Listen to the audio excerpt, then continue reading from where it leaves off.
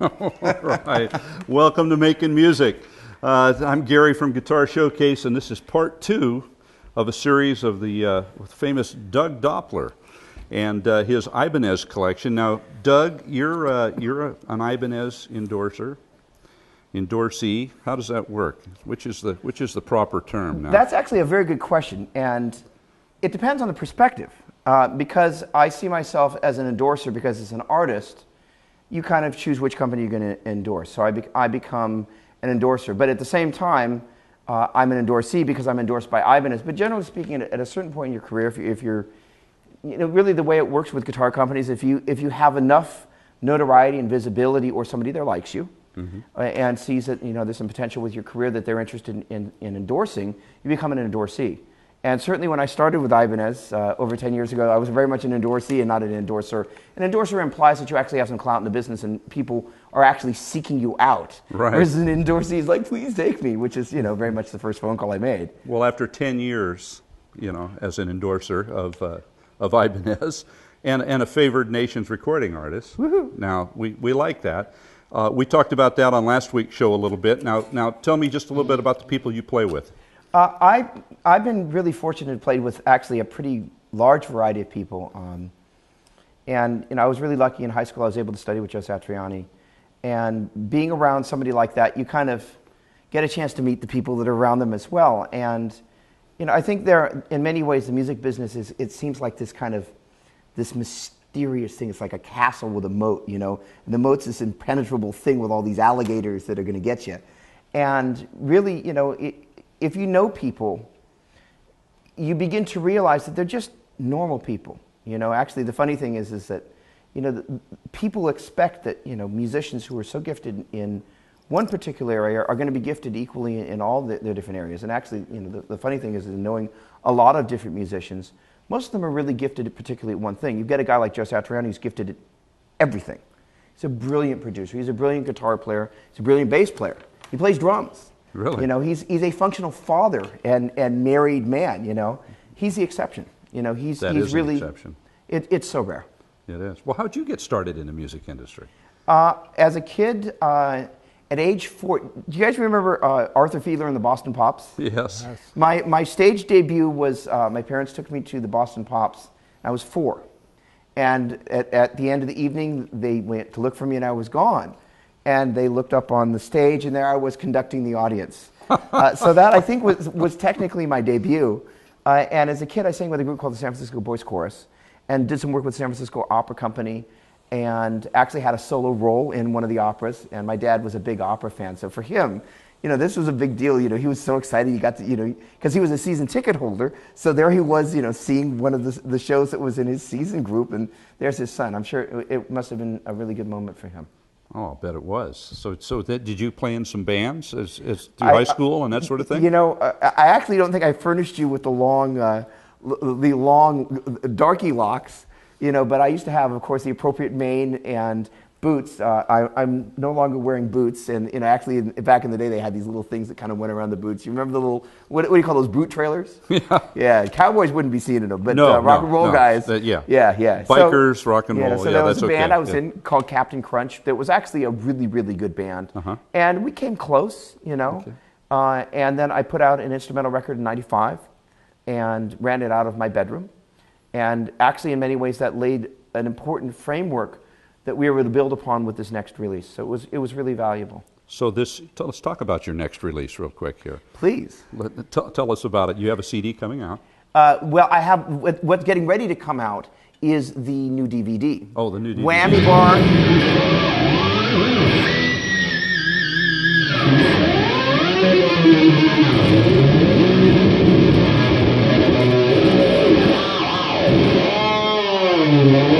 Whammy Bar Mojo, ladies and gentlemen. So this is the new DVD, Whammy Bar Mojo. Yes. And it's about how to annoy your neighbors and hopefully not annoy your parents so you can go out and buy my next DVD at Guitar Showcase or a store like that. That's right. So the point being is that we're getting ready to release that it'll probably be out March 1st, somewhere right around there. Good. And because a lot of people need to know the technique for proper use. Well, it's kind of like driving a car. You wouldn't want to just have somebody go out and just start driving. Absolutely not. Absolutely not. They're dangerous. Right. You could hurt yourself. Sure, sure. And so you, in addition to having that whammy bar on there, is that a Floyd Rose type? It is the Ibanez equivalent? Low TRS. Low TRS. Low TRS. And yeah, so it's the equivalent of Ibanez's version of the Floyd Rose. It's what's called a double locking tremolo. Right. The strings lock up here and they lock down there, such that when you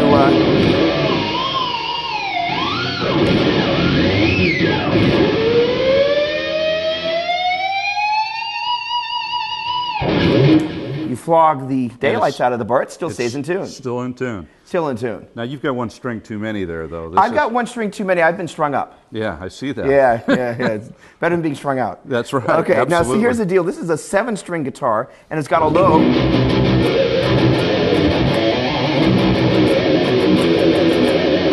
Low B, so it gives you that nice kind of modern kind of mold.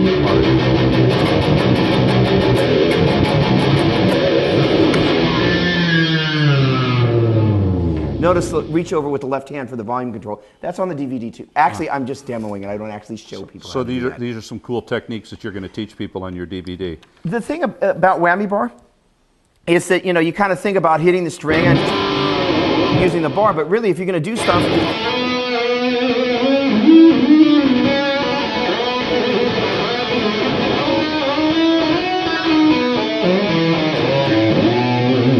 As you do single note stuff like that, if you don't have the other strings quiet, you're going to get this.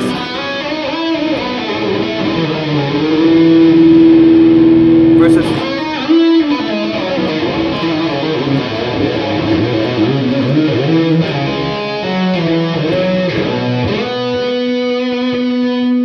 Where you just hear that one string ringing, and a big part of it is learning how to control unwanted string noise.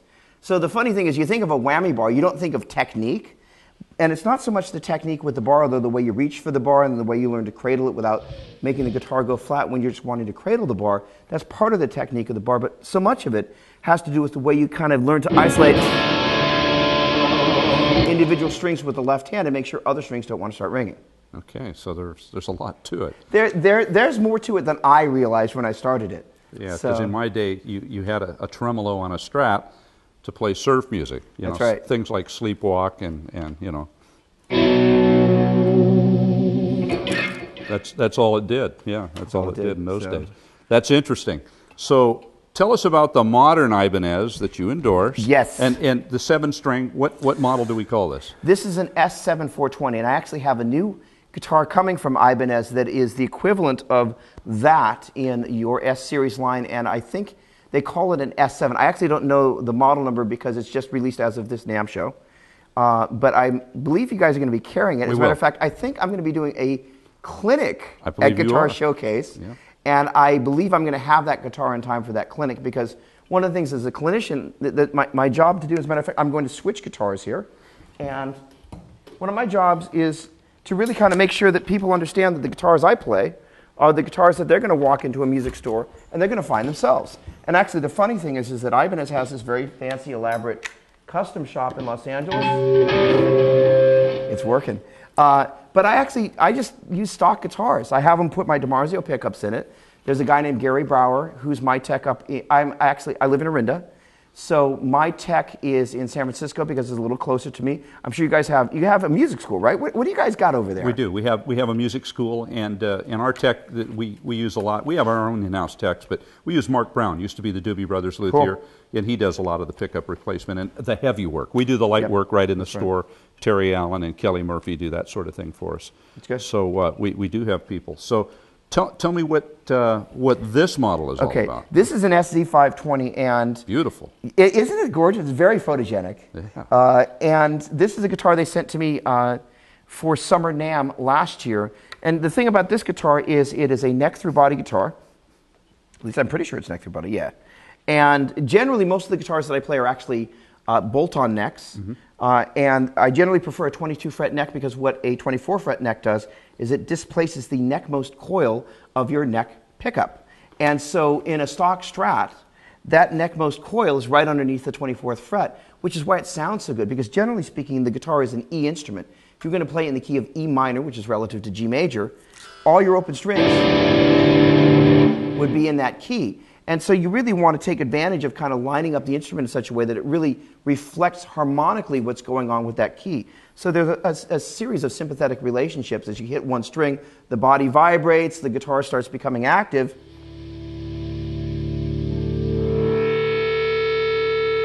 And all of a sudden it sounds cool, you know? So learning to be able to have instruments that I can depend on to do particular things is really valuable. In many ways, this instrument reflects the equivalent of a Paul Reed Smith in the Ibanez product line because it's a medium scale instrument. In other words, we were talking about on the other segment that there are Gibson scale guitars, which are a little bit shorter in scale than this, and Fender scale guitars, and this is halfway in between. And where this guitar fits really well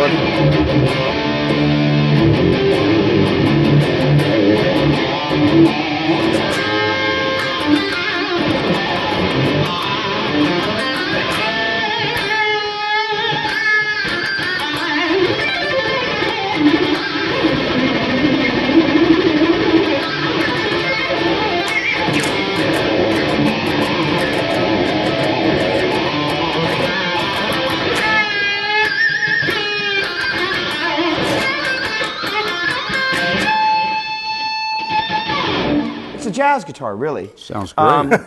You know, I take this to all my casuals, and you know, I'm looking for something light and airy. It's just the perfect instrument. It's beautiful. Yeah, absolutely, it's beautiful. So for me. I generally like to use this in either a drop D, which is where I take all the normal tuning on all the other strings, take the low E and drop it to D, or I do what's called a double drop D, which is I drop the whole guitar down to D, and in turn drop the low E string, which is now tuned to D, down to C. Okay. Hence a double drop D. Right. Hey. We like that. Now you're rocking out on this guitar. It does not have a tremolo on it. No whammy bar. And yet the whammy is one of your favorite tools, but so you're kind of versatile. You can...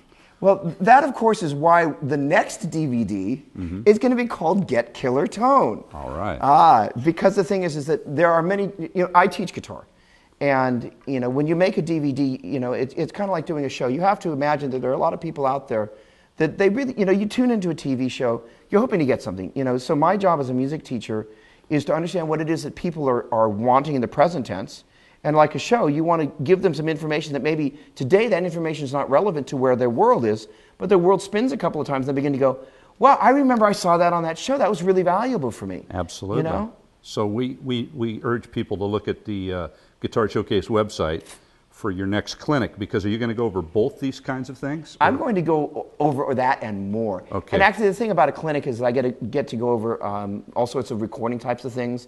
All sorts of band type issues. You asked me before about the musicians I played with. Actually, Joe invited me to play with him at the Bill Graham Memorial in front of 250,000 people.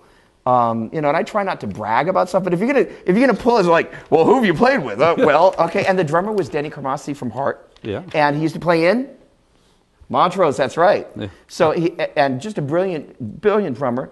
And the bass player was the Randy Jackson. Right. And who's just a fantastic bass player. It was a really amazing opportunity to play with those guys at, unfortunately, a very untimely event. But the point being is that, to play with musicians like that, we played on the bill with Crosby, Stills, Nash, and Young, Santana, Journey. And, I'm really fortunate, we were talking before about the demise of Tower Records, and it's actually one of the things that's important about, how would you describe your music store in relation to the music business? How, they're mom and pops. You guys aren't a mom and pop. What are you? We're a Valley icon. I mean, we're a Bay Area. We always build ourselves as rock headquarters for the Bay Area back in the old days, and today we're an icon. And much like Tower Records, we're kind of a thing of the past as far as there's not a lot of new stores doing what we do.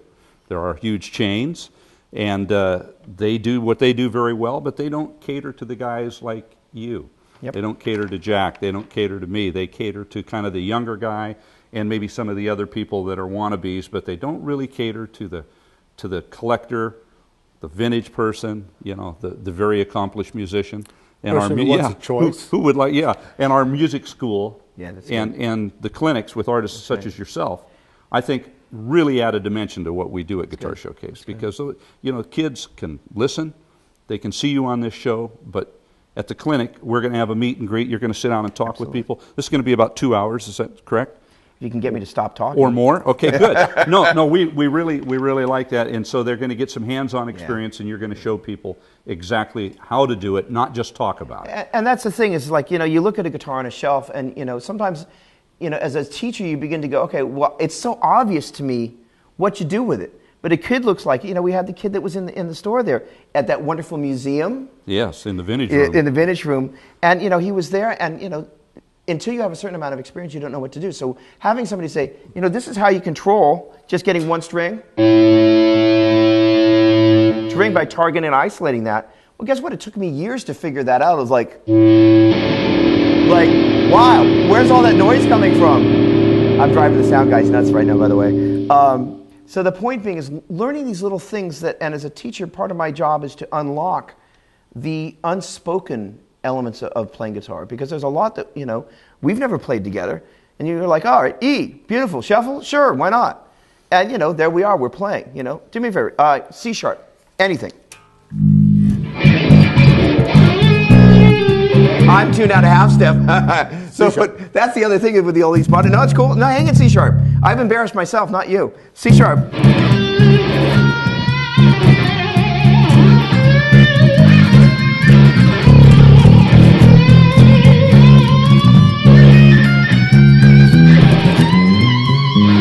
All right, so, it's the language of music. Much of it is unspoken.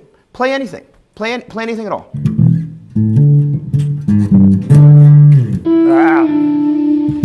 It's just got an extra string. It's got an extra string. Well,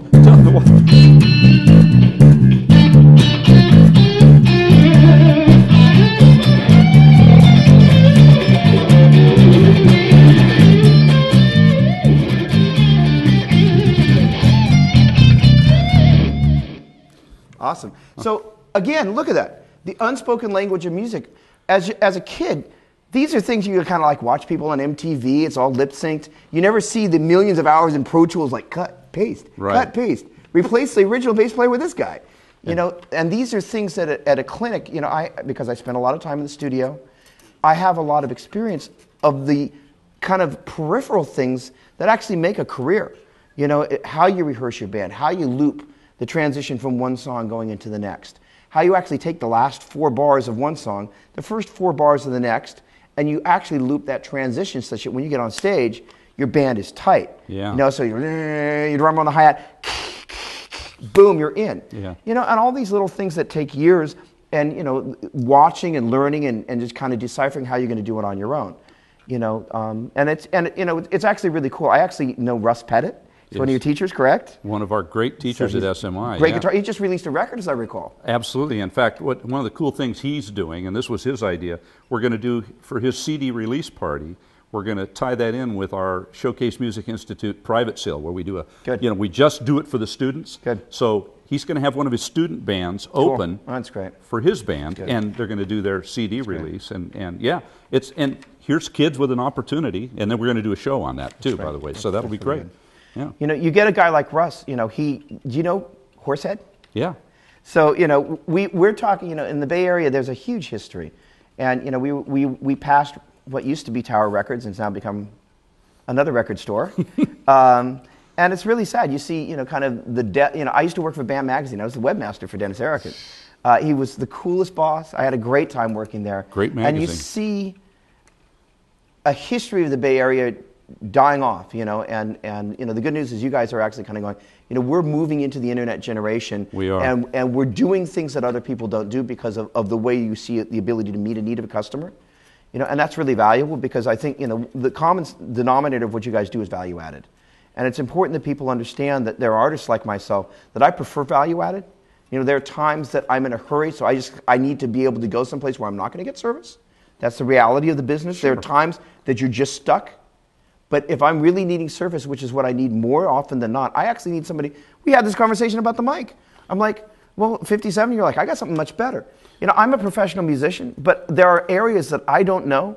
And when I'm able to interact with people that know more than I do, I'm like, I want to know what you know so I can own it, and that's invaluable. That's part of growth. That's part of growth. Absolutely. And at Guitar Showcase, that's a lot of what we do. That's good. And I didn't introduce Jack a minute ago. He's a Jack jack of all Van Breen trades. from Guitar Showcase, Hey, ladies Jack. and gentlemen. Yeah, man. And I'm sorry, Jack, I didn't mean to forget you back there, but well, that's He is the bass player. yeah. Well, actually, he's a guitar player, but he's a bass player too. For you, he's a bass player. But you guys, I'm sure you play bass too. The one thing I have found with a lot of you professional musicians, you probably play everything from mandolin to bass or whatever. But keyboard, I don't know. Do you play a little of that too? I actually don't. I don't do keyboard. Drums? Yes, of course. See, okay, there we go. Yeah, bass. You know. So. Yeah, so you can kind of do it all, and that's a very cool thing. Well, what else did you bring with? Okay, so I brought my little arsenal, and here we've got. What I did was I kind of divided the guitars in between the old school and the new school. On my left here is an S540 LTD, and that's a slightly rare instrument. As a matter of fact, one of my students bought a guitar very similar to that at your place, except it had the rosewood board on it. And so what that is, it's got a double locking tremolo. But if you look on down by the bridge there is a Roland synth pickup, which is a pretty cool thing that I can do. So I can basically plug that into a guitar synthesizer and play all sorts of cool things like strings and whatnot. So this guitar in the studio in particular is really valuable. So I can kind of put like a Roland JC120 kind of clean, chimey sort of a sound on one side and then have the strings come in on the other. So it's kind of this. And I learned that actually from a guy named George Tickner. You guys know George? Mm-hmm. So George was one of the founding members of Journey and is a guy that I had an opportunity to do some work with. And he's just a gorgeous guy and a brilliant musician.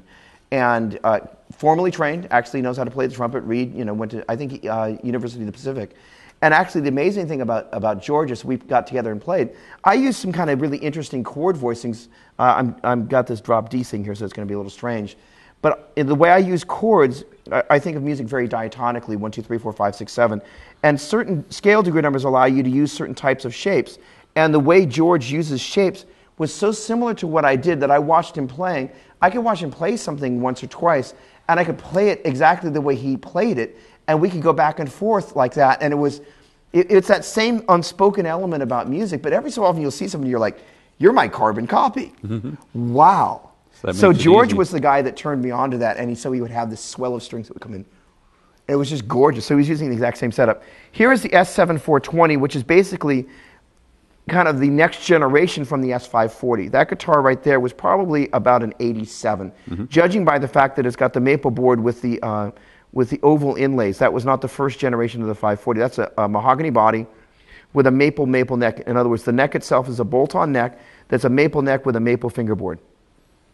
This right here is an S7420, which is a 7-string equivalent of that guitar. And generally speaking, I prefer guitars. The funny thing is I've got two of them up here that are the opposite of that. I prefer guitars that generally don't have a laminated top. At least in the S series on the 540s and whatnot, it sounds better just using however many pieces of mahogany they put together to make the body. With the 7 strings, I found exactly the opposite to be the case. I've actually got a black one that is a non-laminate top, and the maple actually kind of softens it up a little bit, where maple can actually be a harsh wood, but what it does is it makes it such the mahogany doesn't have quite as much bite. Like if you play a traditional Les Paul, it's really got a honky to it. And if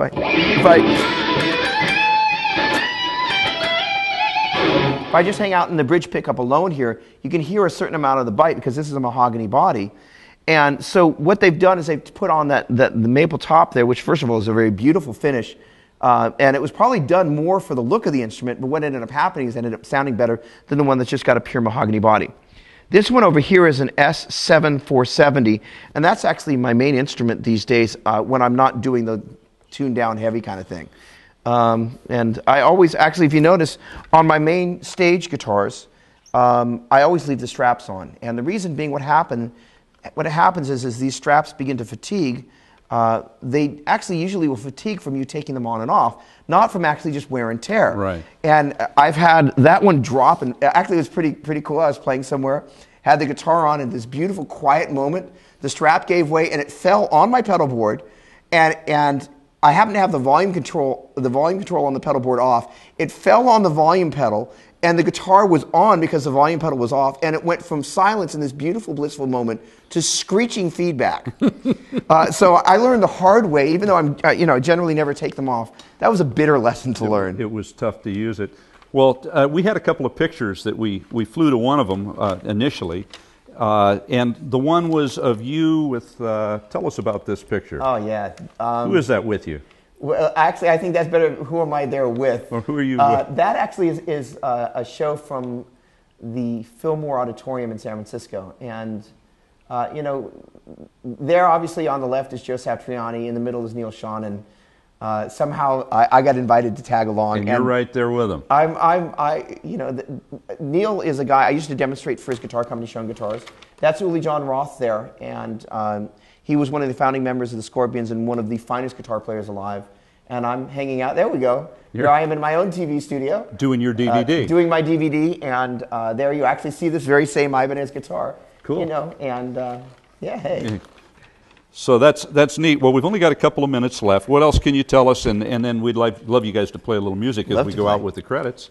So, you know, I hope you guys are able to make it to the clinic, and I hope you guys are able to support Guitar Showcase. You guys do something that's really valuable, and you know, it's important as kind of, if you will, kind of an elder generation, although hopefully not that much elder, of musician in the Bay Area. I've obviously played with some people. That means that somehow I've learned something, and you know, part of that is that we're really fortunate in that we come from an area that has a huge musical history and a rich area. So the thing is that I want to actually contribute to that. So let me contribute some music instead of talking. Let's do that. Let's hear pick it. a key and just play. Just start playing. We're a couple minutes, seconds to go here.